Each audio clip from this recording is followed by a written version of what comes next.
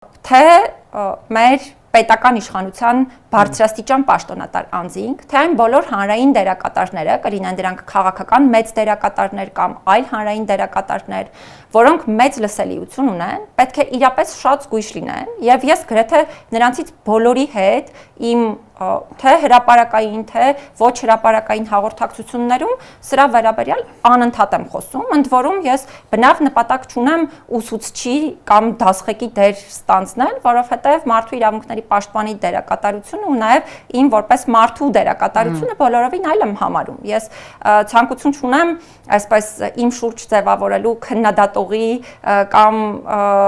բոլորին վերահսկողի, հա, որոշակի մթնոլորտ, այլ որոշակի արժեքների պաշտպանի եւ տարածման գործառույթ։ Եվ դա է հենց պատճառը, եւ դա է հենց պատճառը, որ ինքս փորձում եմ դա իրականացնել շատ ճիշտ մեթոդաբանությամբ եւ նաեւ հավասարակշռված մեթոդաբանությամբ։ Ես ինձ երբեք թույլ չեմ տալիս օրինակ մի ձևակերպում հրապարակային խոսքում, որը թույլ կտամ օրինակ ընդդիմադիր գործիչների կամ թույլ չեմ տա ընդդիմադիր գործիչների նկատմամբ, թույլ տամ պետական իշխանության մարմինների նկատմամբ կամ հակառակը, եթե որևէ ձևակերպում թույլ չեմ տալիս պետական իշխանության ներկայացուցիչների նկատմամբ, նույնը չեմ անում օրինակ ընդդիմության նկատմամբ, որպեսզի այս հավասարակշռվածության շեմը որևէ կերպ չխախտվի։